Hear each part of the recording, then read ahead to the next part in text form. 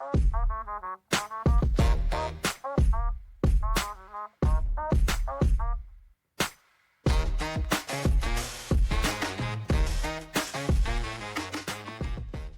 to Supercool, the show about climate solutions that cut emissions, grow profits, and outperform the status quo. Each week, we talk with the innovators reshaping the modern world through breakthrough technologies, strategies, and business models. This is the rise of the low-carbon economy, a multi-trillion-dollar transformation already underway. I'm your host, Josh Dorfman. If you're enjoying the show, please subscribe or leave a review wherever you listen. And if you want to go even deeper into next-gen climate innovations, now scaling, check out our weekly newsletter for climate business briefings. You can find it at getsuper.cool. A theme we return to often on this show is the business strategy behind climate adoption. Because after more than 50 weekly episodes and conversations with some of the world's top climate business builders, it's clear. You can't scale a climate solution if you don't know how to talk about it. And the people who are succeeding, founders, CEOs, policymakers, mayors, they all know how to frame what they do in ways that resonate, that convince customers, sway skeptics, and build markets. Mary Powell, CEO of Sunrun, told us how her company, now the only home solar provider in America with over 1 million customers, pivoted to lead with battery storage. Not by pitching kilowatt hours, but by talking about peace of mind during storms, control over rising energy bills, comfort, savings, stability. She talks about outcomes people want, not features they hardly understand. You can find my conversation with her on episode 33. Jaime Pumarejo, former mayor of Barranquilla, Colombia, mapped where kids were passing out from extreme heat on the way to school, then planted 250,000 trees for cooling shade. But what convinced city leaders to go along? Core stat and insight he picked up in London. Tree-lined streets there saw 15% higher property values, which meant 15% more tax revenue. Translation? An economic return on investment for the city. That was the frame that got a nature-based solution over the line. You can listen to my conversation with Jaime on episode 46. Roger Griffiths, team principal at Andretti Formula E, told us how the sport has captured 500 million fans in just over a decade. Not by enticing audiences with EV specs, but by designing a racing series people love. Frenetic action, city center tracks, Super Mario-style attack mode. Formula E wins because the product is thrilling and happens to be electric. The racing series doesn't broadcast its environmental cred. It doesn't have to. And the positive associations with a core climate solution, in this case EVs, get stronger with every podium finish. You can hear Roger on episode 48. These are the playbooks that work. And few people understand this dynamic better than Keith Zakheim. Keith is a rabbi, a former politician, and the CEO of Antenna, one of the most respected marketing and climate communication firms in the world. It's a strange mix until you hear how he talks about power, persuasion, redemption, history, and public trust. Many of the companies we've featured on Supercool, battery pioneers, circular economy builders, grid optimizers, came to us through Keith's teams. So it was likely only a matter of time before we met. And what else stood out to me? Keith hosts a podcast. It's called The Age of Adoption, which means he and I see this moment, the one we're living through right now, in a similar light. We're past the age of startup pilots, corporate pledges, and promising academic lab results. We're in the time of scale, of transformation, of leaving behind the fossil-fueled logic of the industrial era and building something better, cleaner, cheaper, faster, smarter, abundant. To Keith, as to me, this isn't someday, this is right now. In today's episode, we talk about the implications of the Big Beautiful Bill and why his take on the politics might surprise you. We break down what great communication looks like across sectors, audiences, and ideologies. We explore how AI is showing up in unexpected ways as a tool for clarity, creativity, and alignment. And we look at why storytelling isn't just a marketing function, it's how change spreads. Keith believes climate is a mission, but also a market inevitability. That economics, not just virtue, are driving the shift. And that clean energy doesn't challenge American values, it embodies them. Prosperity, by lowering electricity costs and creating jobs. Security, by reducing reliance on foreign energy and strengthening the grid. Abundance, by meeting rising demand with faster, cheaper, renewable power. But making that case, especially now, takes better storytelling. Because we're living through a time where politicians can posture on climate, but businesses can't pretend away the consequences. Where narrative clarity isn't just a nice to have, it's actually the difference between adoption and irrelevance, between stalled progress and scaled solutions. Here's my conversation with Keith.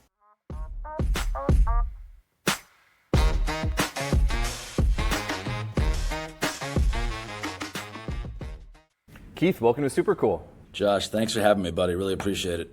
One of the things I heard you say going back into the vault, I believe you were out in San Francisco around 2013 giving an interview. And the question really had just come up, how long has Antenna, or at the time Beckerman PR, been focused on the clean energy transition, solar? You were talking about some really interesting things happening at that moment in New Jersey, in addition to California, kind of leading the way on home solar. It was an interesting moment to think about. But one of the things you said in that interview that really triggered for me was for you and your firm, you had started looking at clean energy and some of these technologies going all the way back to a moment in 2005 when George Bush was president and talked about America's addiction to fossil fuels and that signaling that something was about to shift. So take us back, tell us about your background, about what you were seeing back then, how you've built your firm. My background is twofold, maybe actually threefold. I'm an ordained rabbi. Not many people know that. I am an elected official. Not many know that. And then in general, I've always kind of been into policy and advocacy. Over time, those three different strands met in public relations and communications, but specifically around public policy, issue advocacy. That's where I got my start in PR. Just skipping toward 2005, I always wanted to focus on issues that we found to be interesting, consequential, and mission-driven. Again, aligns nicely with public affairs and issue advocacy.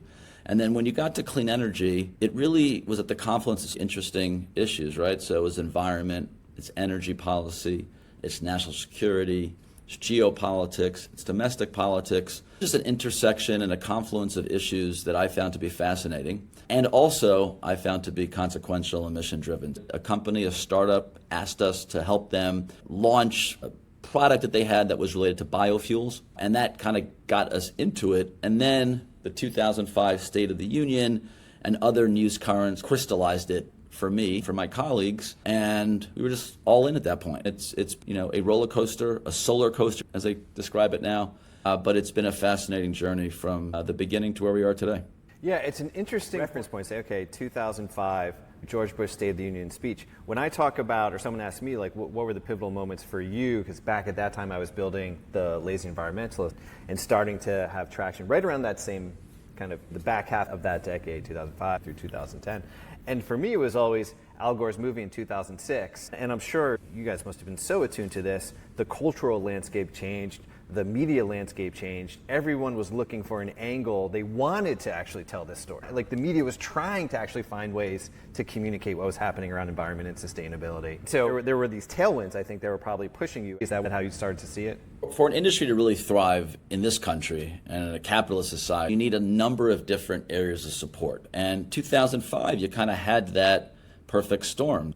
Culture and zeitgeist, absolutely, and Al Gore did a lot to push that forward. You had the federal government for the first time not the first time, the second time, because the late 70s was the first time, but this is the second time and the most recent where the federal government said, you know what, for us to really stimulate the clean energy economy, we have to make significant investments, and they did so, right? So there was these huge grants and different grants from the Department of Energy and from the White House, and the White House set up their own office. And then you had the private capital, venture capital, following maybe some of these tailwinds from government plowed in. And that's when you had the John Doerr, his speech with Sequoia Capital and Kleiner Perkins putting tons of money in. And then the public markets slowly started to embrace it as well. So there was, again, this perfect storm, which if you want to unlock a new industry or really jumpstart a new industry, you kind of need it from all sides, public, private, government. And I think we had it at the time.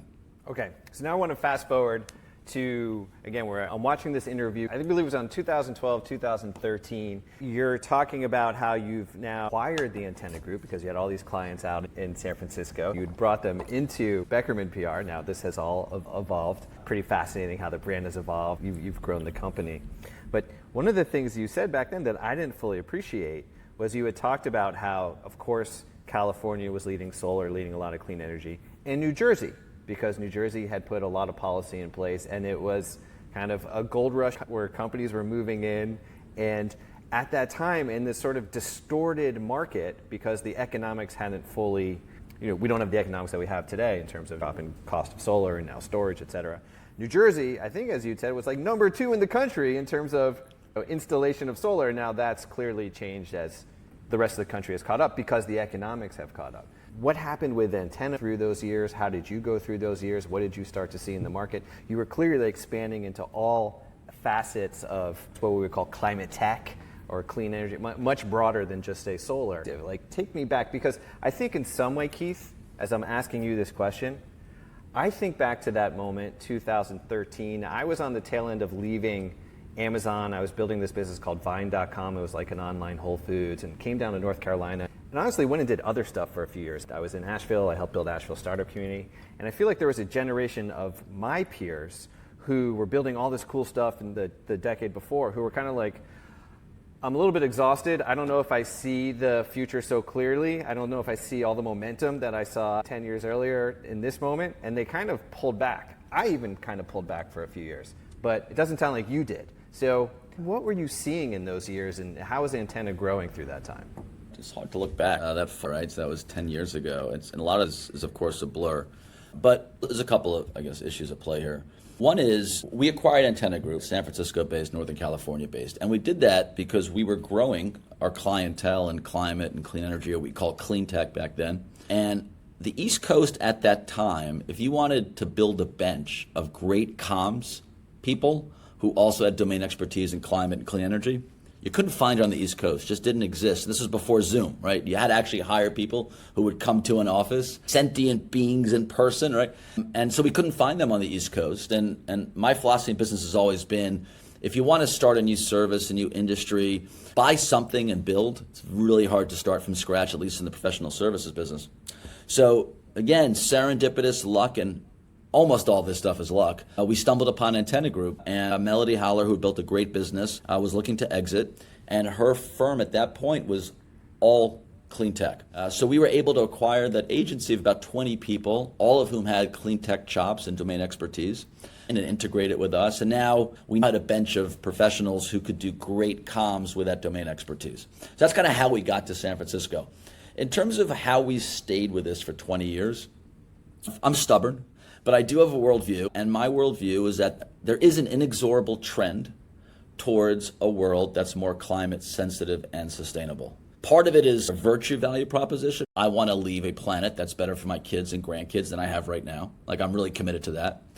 But there's also huge business opportunity. The actual costs of oil and coal, not just externalities, which obviously are huge, but the actual cost of oil and coal, as you said before, are more expensive to be able to get on the grid than renewables are right now. And I've always felt that that demand is going to continue to grow. Overall, demand for power will grow, and therefore the economics will follow. And climate, whether it's solar, wind, geothermal, the cost of energy storage and batteries, all of that continues to go down with economies of scale.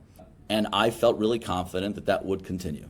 And then there's other things, right? Like the geopolitics of climate. It's not just economics. It's not just saving the world. America, as George Bush said back then, couldn't be addicted to foreign sources of energy and oil, had to produce its own domestic supply. And so it's geopolitics, it's national security, it's economics, it's virtue, it's cultural. All these things to me lead to my conclusion, our agency's conclusion, that this is where the world is going. There's going to be hiccups.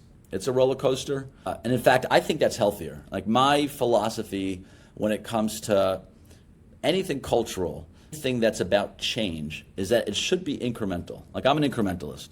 I think that whenever the world tries to get somewhere too quickly and there's radical change and you don't bring people with you, incremental change, you could bring people with you. You can actually move a culture slowly without inviting backlash. That's the lesson when you're in high school, the French Revolution, right? The French Revolution made a lot of sense, and then you get Robespierre chopping everybody's head off. Because I think Donald Trump and the BBB, the backlash to the IRA, a lot of it has to do with change that's not incremental, with language that's not about incremental change. It's about radical change. So ultimately, I see all of this needing to be incremental. To me, the best gauge of incremental growth is it's a football field. And as you advance down that football field, as long as when you turn around, you haven't regressed, you haven't lost yards, and continue to go towards that goalpost on the other side, That to me is healthy societal change, healthy cultural change, and in this case, behavioral change around climate and sustainability. So I continue to be bullish. We can go into the data and the stats and why I continue to be bullish about this industry in the face of significant political headwinds, and I do believe that's where the world is going. I appreciate that. There's a lot to unpack there. My lens has been that you have a football field. You can call it the capitalist system, you can call it the global economic system. We're playing the game on the football field, but climate change means you're increasingly unable to see the goal line. The field is actually starting to become less playable, so to speak. So I do see that field a little differently. I think we both clearly have a love of sport, but I get what you're saying. That incrementalism is really interesting to me. If we go a little bit further afield for a second, because if someone says to me, like, how did we get to this point, whether it's the rollback of the incentive in the IRA, this moment that we find ourselves in, again, you said this a decade ago, like, look, the incentives come and go, the grants come and go, and I think it's easy because the drama feels so great right now, and the implications and the repercussions of pulling back these incentives, what it looks like in this moment, this feels like the entire story is the summer of 2025, right, as this bill gets signed.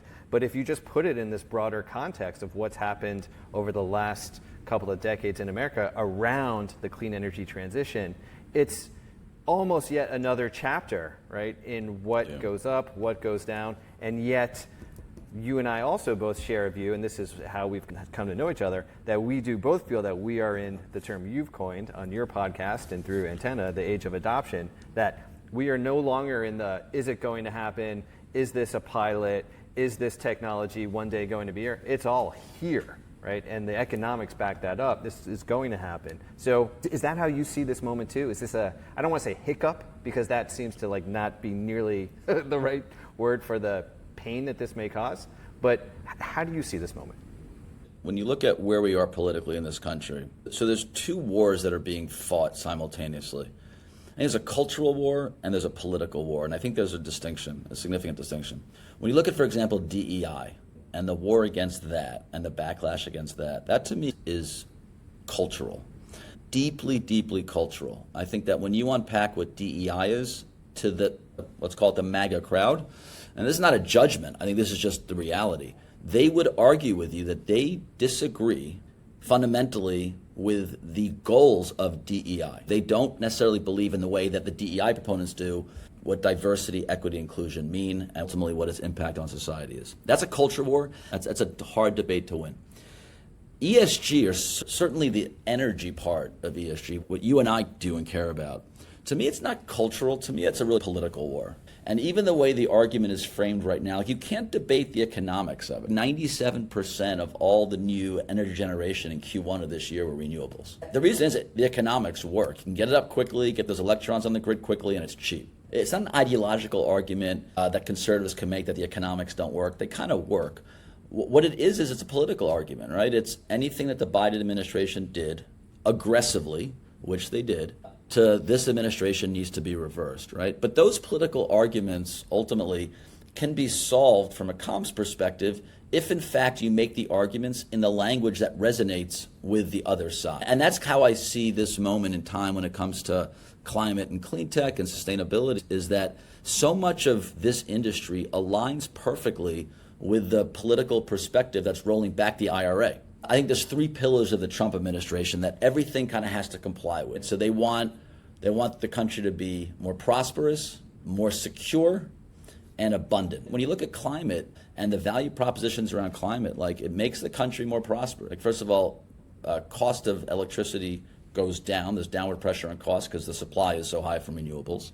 The amount of jobs that climate created has an impact on prosperity. Makes the country more secure because of less reliance on foreign sources of energy. Makes the country more secure because of the resiliency aspect. And ultimately, abundant, right? Like this country needs a lot of energy generation. Renewables solve for that. So I think the comms perspective, if it's done properly, aligns very well with the Trump administration. You kind of saw that in the give and take in the Senate and Congress in terms of the debate around the bill. Ultimately, Trump is a very powerful political figure, was able to get it over the line. But I think that ultimately that political debate can be, in some ways, if not mollified, certainly mitigated. And I think will ultimately be backed up in terms of climate policy going forward. I mean, the last thing to unpack here, and I am not an economist, and I am certainly not a sociologist or anthropologist, but we're clearly in a moment in time where there's extreme dissatisfaction with the status quo, right? Status quo of government, status quo of institutions in general. You see it on the extreme right, you see it on the extreme left, that their perspectives on how to affect radical change are different. But ultimately, it's a symptom of the same exact issue, which is people feel that their lives are not getting any better, and they need to make change. And this is kind of the fallout from that. And I know that's a meandering road, but to get back to where we are, I think that climate and sustainability ultimately have fallen victim to that. But I don't think that's the end of the story, and I think there's a lot we can do to combat that and rally quickly. You laid out a lot of these arguments in an editorial that you published for The Hill in January, right before this administration was coming into office, that makes those same cases. We'll link to it in the show notes for our listeners. One of the reasons that I wanted to have this chance to talk to you is the comms piece of this. Obviously, this is the wheelhouse for you and for Antenna, for your firm. You know, we had Dave Roberts on the show from Volts, and he had interviewed Congressman Mike Levin before the bill passed. And Levin was saying, and you know, he's not a radical guy, I don't think. And he was just like, look, the challenge I feel like that I have with my Republican colleagues is that, you know, it's not climate denial. And just like you're laying out, it's like you're laying out this case that like, hey, if the Biden administration did it, we're rolling back, and it went too fast, right? Because I'm hearing your incrementalism piece, that's really coming through.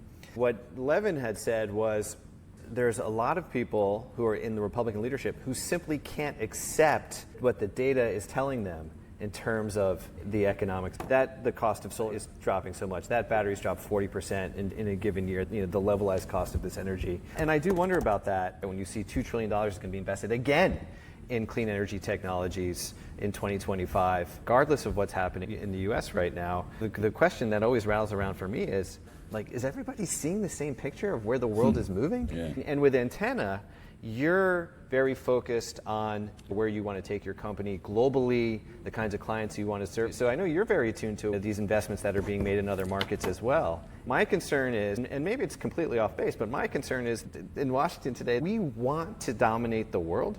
We just don't really want to participate in it the way that we have in the past.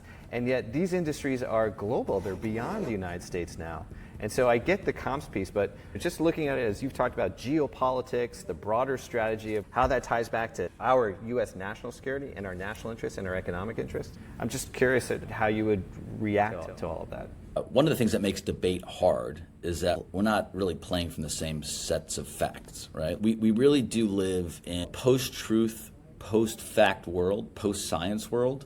And that's scary in some ways. So we all have to figure out, well, how do you connect with people who see the world differently when you don't necessarily agree on the same set of facts? When you have all this record flooding in the Northeast, Jersey had it last week, I'm in Jersey, and Washington, D.C. actually had it on Sunday, and of course the terrible flooding that happened in Texas, and I mean the wildfires right in Spain, and I mean it's on and on and on, and you could just say these things happen. Any moment in history you could have these extreme weather events, it's got nothing to do with climate, or you can look at science and say, well actually, the degradation of our climate and our environment is the reason for a lot of these things. And when you're a politician, right, like what's your job as a politician? Like I was a politician. Your job is to get reelected, period. It's a self-preservation of power. Now, I have no doubt people go into politics for good reasons. They want to make impact. You can make impact at scale that you can't do in any other job.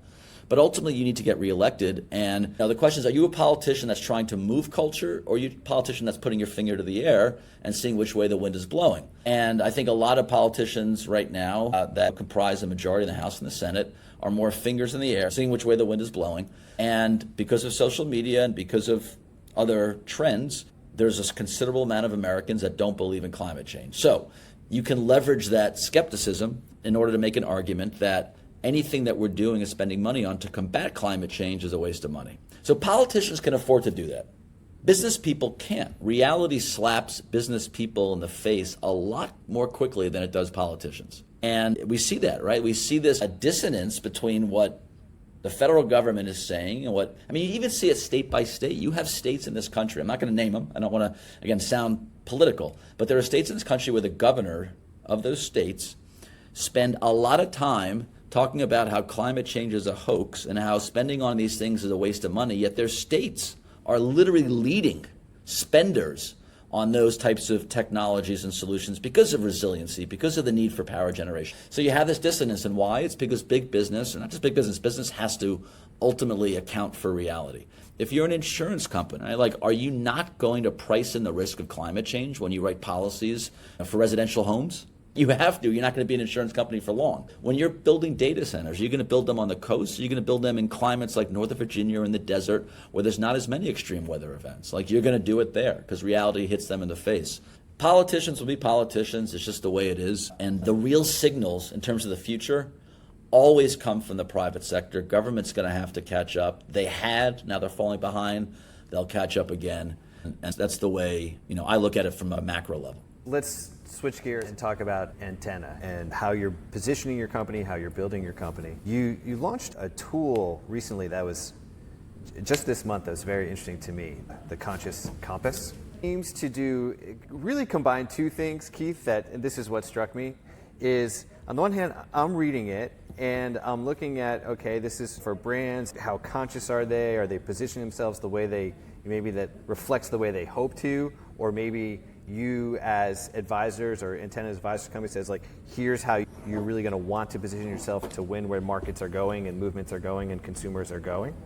But what's striking to me, and I'm going to ask you to talk about it, is it's taking that piece now and saying, and we've built technology, we've built an AI platform to actually take all these fragmented bits of your brand that exist way out in the world, unify them and feed them into an AI that can spit back a picture of where you stand today and how we move forward. Can you tell us about how you're looking to lead your clients and guide them toward their goals? Thank you for that, and thank you for prompting me to promote my company. I'm really good at PR marketing for other companies. I promise you, if you're listening, we're great at that. I'm not great at ultimately promoting myself. I love to talk policy and that kind of stuff. But let's get back to actually what I do, what I know best, and not just what I pontificate on.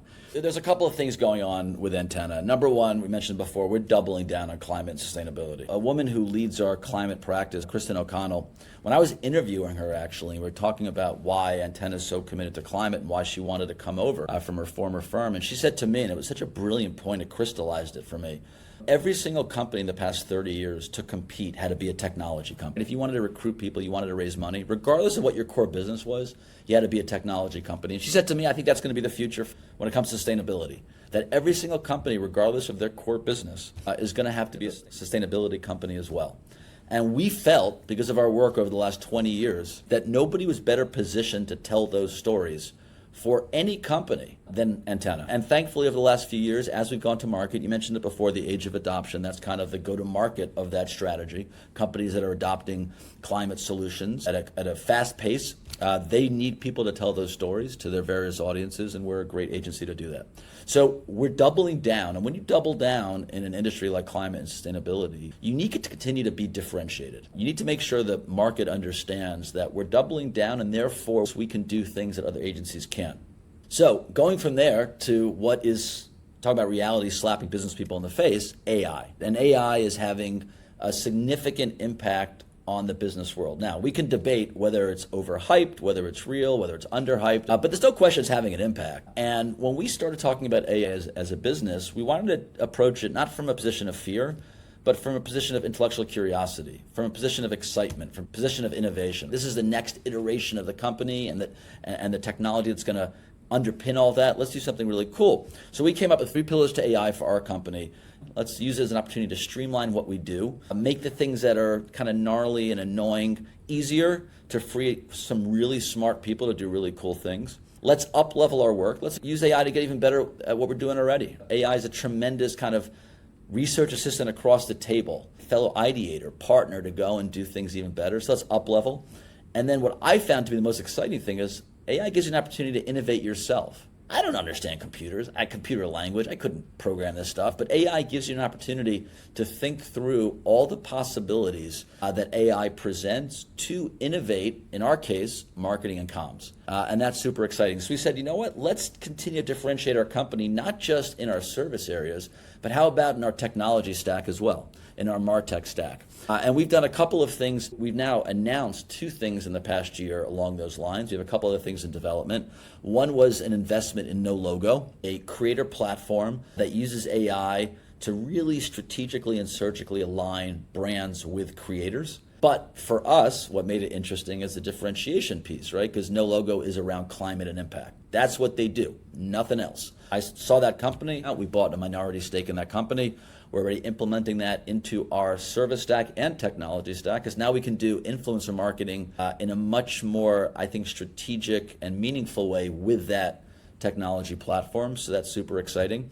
And yes, Josh, last week we announced the launch of Conscious Compass, which is a brand assessment tool according to 8 different brand attributes. So a company that feels they are a conscious brand, they are a responsible company, ultimately they can actually go and do an analysis through our AI-powered tool that will score them across those 8 different attributes, whether or not their perception of themselves matches reality, whether or not their rhetoric matches reality, and most importantly, do their audiences see them as they see themselves. And we're super excited about that. Anybody can go on our website right now and take that assessment. We've done it for Antenna. It was actually wild. We did our own assessment.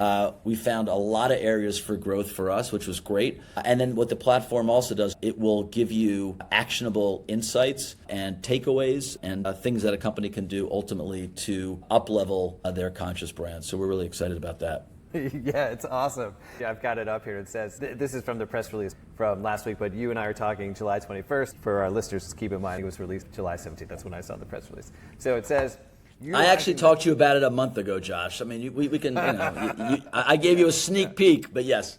Yeah. Okay. Well, I'm just documenting officially. So it says the tool, this is just so fascinating to me. By training on an organization's existing content and brand materials. So you just feed everything into the AI, right? The AI tool generates an assessment of brand performance across 8 essential attributes for conscious brands: awake, aware, reflective, attentive, cogent, sentient, visionary, and intentional. Okay, so I'm reading this and I'm having these flashbacks to like 2000, I want to say. Like, I was graduating business school. I came out of a school called Thunderbird, and I'm reading all this research. I think his name was Paul Ray, I want to say, and he was talking about the rise of the creative culture, the creative class. Someone else coined it as like bohemian bourgeoisie, like Bobo's in Paradise. I can't remember. David Brooks. Okay, right? So like that moment, right? So there's about to be this like blossoming of consciousness in our culture. Like the boomers did the hippie thing, then they went and like did the investment banking thing, and now they're kind of coming back to like their blossoming awareness thing. But this is how the culture is moving, and all this research was coming out 25 years ago. I went to this conference that was very popular back then. It's kind of tailed off a little bit. It was called LOHAS, Lifestyles of Health and Sustainability. It was all, I don't know if you ever saw that market research, talking about a $230 billion market around these values of consciousness and sustainability, kind of predecessors to where we are today. All this like stuff back in history.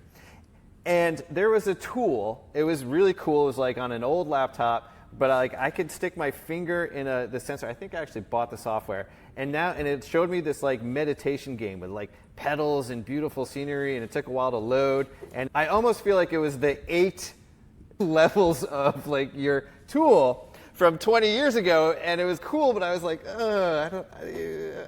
this might be a little more conscious than I'm prepared for. Here, and so I say all this because I'm thinking about, okay, I'm getting ready to like interview Keith Zakheim. I'm like, what do I know about this guy? This guy is very driven. You are building a really big, ambitious global company. I'm doing research. I'm reading you've got kids who play college sports. You're posting about it. You're clearly competitive. I'm hearing that, now I'm going to say a bunch of things, Keith, that like your dad had been a political appointee to the Defense Department. I'm hearing this like generations of Zakheims who sound sort of A-type, but very driven, very competitive. And then I'm trying to line that with this like conscious, aware, reflective, attentive. It's just so fascinating to me. Like your brain is really fascinating to me, I guess, that that this all kind of comes out of Antenna, like your creation. Help me understand. Do you get what I'm saying? Like this is. I totally do. But listen. End of the day, if you want to commiserate with people who say my brain is kind of strange, I put 8 therapists into retirement. I make my wife crazy. I mean, there's a lot there. Probably stuff that we can address off camera, not when we're doing this. First of all, I need to say that the Conscious Compass ultimately came from my only contribution to it. To be clear, and I'm beyond blessed to be surrounded with super, super smart, talented people who are able to take my incoherent ideas. Like I always joke, Monday morning, Paul Newton, who runs our experiences and delivery team, who really was the mastermind, the technology side behind Conscious Compass, and Kim Setliff, who's our chief of staff, and Krista Segolini, who's head of client service or EVP of client service. The three of them Monday mornings, they just get these brain dumps from me. But like a lot of stuff that over the weekend I'm reading, I'm writing down, I have to get some ideas to them. But again, most of these ideas are snippets. They need people who really understand me to kind of tie them together. And this is one of those things. We had this go-to-market of age of adoption. We know exactly the kinds of companies that we think we're a great fit for. But we want to get a sense of the world out there. If we want to show a company that we really get them, that we understand where they need to go. We have AI now. There's all this content out there. I said to Paul, I'm like, can we figure out some type of like assessment tool? You know, we're going to meet with a company. Can we figure out whether or not, are they really serious about climate and sustainability? Are they serious about impact? And again, this is really not about me. If I could, the only thing that I think I'm really, really good at in business is finding really good people around me and begging them to join me in this. Thankfully, there's enough people out there who my pleadings resonate with and they come. But ultimately, it is consistent, I think, with our firm. And just to digress a little bit, when people ask, like, I'm sure you get this question all the time, Josh. You've built businesses and you've done a lot of really interesting things. And they always say, like, what's your growth plan? Do you always get that? Like, what's your growth plan? And I've learned by the school of hard knocks. I have no growth plan. This is what my growth plan is. It's never vertical. Like, I don't, more people, more revenues. Okay, it's part of the scorecard. But for me, like, my growth plan is what we call horizontal growth. Let's do really interesting things. That is a stretch that gets me out of my comfort zone. We know, like, is going to be tons of friction. It's going to be tons of frustration. My wife always says to me, like, why are you doing this? Just sit back and relax a little bit. But that's what animates me, probably you as well. Like, what's that next challenge? And that friction to me is like the healthiest process in the world. Typically, there's short-term pain, but long-term, you're creating something really interesting. And that's what a lot of this stuff we're doing here is. Stuff that we do here doesn't always work, but it always challenges us. It always gets us, I think, animated, out of bed in the morning, excited to go to work. And I really try to surround myself with people who are of that ilk, who look at the world the same way. And I think this is just one manifestation of that. So you were right in your question. There's a lot of weird stuff going on between the 6 inches of my ears. But this one I actually think is consistent with how I look at the world and more importantly, how the people that I work with look at the world. Well, so a couple of thoughts. The creativity behind it is awesome. The use of AI is so interesting. It's really fascinating. And as you've talked about, like moving the needle, differentiating, doubling down, how do we actually use technology to drive forward these values around sustainability and climate? That in and of itself is probably a whole topic for another show. It's so interesting. And just so it's clear for our listeners, we're still talking about, in terms of Antenna's clients, hard technology, breakthrough science type companies. I mean, you're talking about some of the world's biggest battery storage companies. You're talking about companies figuring out how to recycle rare earth magnets. You're talking about people who have designed technology or figured out how to bring technology to market after 3 decades that actually like seals air ducts in leaks in homes and huge buildings, which is a massive energy and carbon suck. These are not, no offense to like organic juices and shakes, but this is like hard tech. And yet there's this piece to it where the company's saying, we have a vision of the future. We have a point of view around conscious companies and the companies, Keith, because you see these are companies that are going to win. You wouldn't be doing this if it was like, I'm just wish casting into the future and gosh, I sure hope that these, right? Like, one of the things kind of along those lines, I've heard you say it and it really resonated with me. It's something that I would say. I don't think a lot of people would say. But someone asked you, do you think kids are the future? We have to educate the kids. And again, this goes a while back and you were like, well, they're putting solar on my kid's school in Paramus in New Jersey. And yeah, of course you got to educate the kids. But the real paradigm shift is the economics. The reason why this is going to win out is the economics. And so I'm saying this to kind of bring it back and say, yes, you have these tools that are really, in my mind, far out there. Like this conscious thing is like, not everyone's going to see themselves taking this and be like, oh, but maybe I want to give Antenna a call and work with these guys. They can help me. But you're pushing these tools also because you think that these are ultimately the companies that win. Is that fair to say? It's totally fair to say. And win, by the way, so I think I can distill the kinds of companies we want to work with 4 words: right side of history. I want to be working with companies that are on the right side of history. And we are at a moment in time that I think society can tilt in two very different directions. And there's a lot of things, we've discussed some of them today, but there are so many great people out there. You talked about the innovation side of the clientele we work with. We work with incredible people, and this is for 20 years now, who are innovating the solutions that some are being adopted today, some will be adopted tomorrow. They do it at great risk economically to themselves, to their investors, but they are passionate. And one of the reasons why I think we've done well as an agency is because we work with those companies, we self-select for comms people who embody those same characteristics of passion, being mission-driven, smart, intellectually curious. You know, when people look at PR, comms, marketing as like this, I wouldn't even call it a soft science. They just see it as soft. Really, like, what are you doing every day? And I think that might be true for some things that marketers market, but that's not us. Every single great movement in the history of the world, whether it's social, whether it's religious, whether it's political, has been driven by storytelling. The world's three biggest religions, Christianity, Islam, and Judaism, well, not the biggest, I guess, but the three oldest religions, their prophets, Jesus, Moses, and Muhammad, were great storytellers. Well, they move people through storytelling. That's true of civil rights leaders. They have to move people in the right direction incrementally, right? You have to tell great stories. I think it's a redemptive act to tell great stories, and I'm super proud of the company that we've built here because we're telling stories that are truly meaningful, that are truly moving people towards the right side of history. And we want to partner with companies that are aligned with that. And that's really what Conscious Compass is all about. That's what a lot of the things we do every day. Let's identify those companies. Let's partner together to make sure we're moving the world in the right direction, that we're on the right side of history.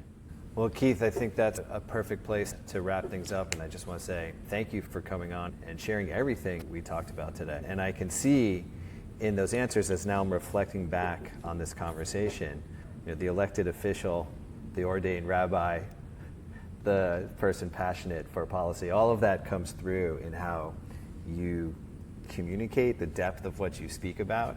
And it's really wonderful to be on this side, having a chance to talk to you. So thank you for being on Supercool. Josh, thank you. Really appreciate it. Love your podcast. Listen to it all the time. And we're doing a lot of these screen things, but I hope we get to hang out in person pretty soon. Thanks so much for listening to my conversation with Keith. If you enjoyed it and appreciate the perspective Supercool brings to business and climate, please take a moment to subscribe and leave a review. It's the best way you can help us reach new audiences who would benefit from these conversations too. See you next time.